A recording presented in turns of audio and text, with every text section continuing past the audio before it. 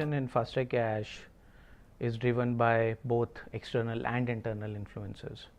The external influence being very process driven. Our commercial, marketing and innovation teams look at the outside world, attend industry events, talk to our existing partners, potential partners, understand their pain points, look at the market reports to understand how the users behave on mobile and social and payments.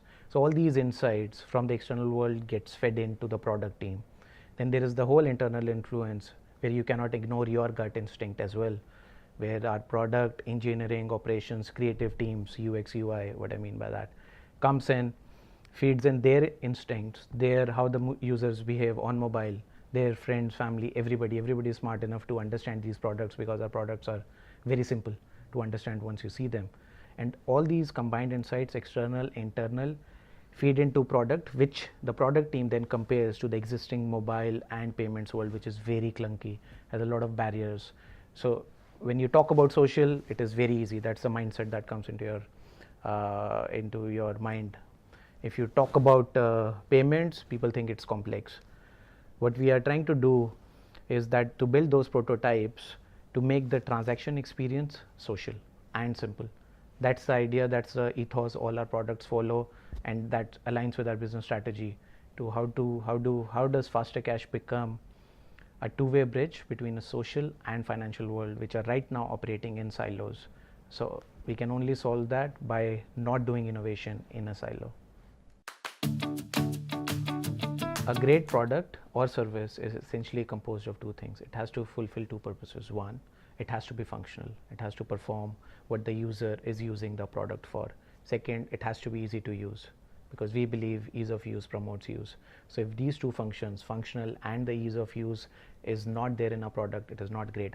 Now these two things, to create a product which is functional as well as easy to use, you need to understand the pain points and the industry and the rails that is being used well enough to take the barriers down.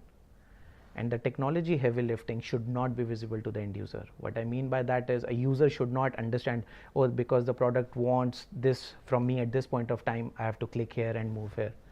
So there has to be minimal steps, appropriate guidance for the end user, where he thinks it is so simple to use that there is actually no technology involved.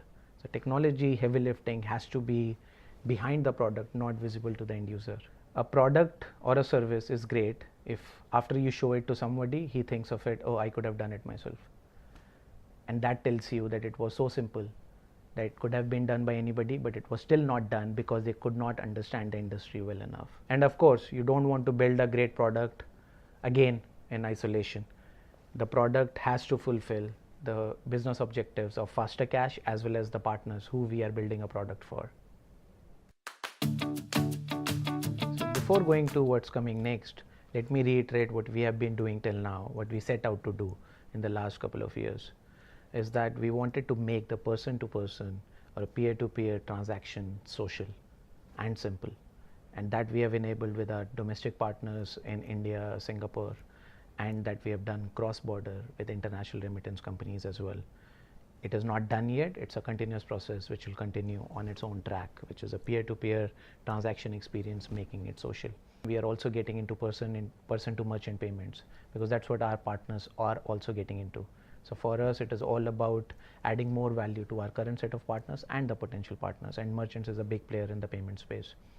So what we are doing for that is we are creating a product for payment gateways, payment service providers and merchants to enable the users who are old enough to buy or select a product online, fill in all the information, but are not KYC'd enough to hold a debit or a credit card or net banking or a wallet account. And what those guys have to do is right now take a snapshot of a pair of shoes if they want to buy, send it over WhatsApp, send a URL of the merchant mobile website or an app, and then the parent or the brother or the sister has to figure out and fill all that information again, and then make sure that it is shipped to the right address at the right point of time. So what we are saying is we are again taking the barrier down. A guy selects the product, what he wants to buy, fills in all the information, does all the heavy lifting that he wants to do, that all the customization he wants to do, just sends a unique link through fastacash over social to the friend that he wants or is requesting to pay for it. The friend clicks on the link, sees all the details, makes a decision whether he wants to pay for it or not. So this is a real current social experience which we are leveraging on to make the transaction experience in the merchant space.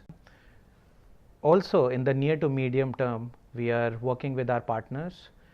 I can give you an example. We are taking cash out network of one of our partners and plugging it into another cross border demographics location with another financial partner and enabling interoperability of the network that we already have.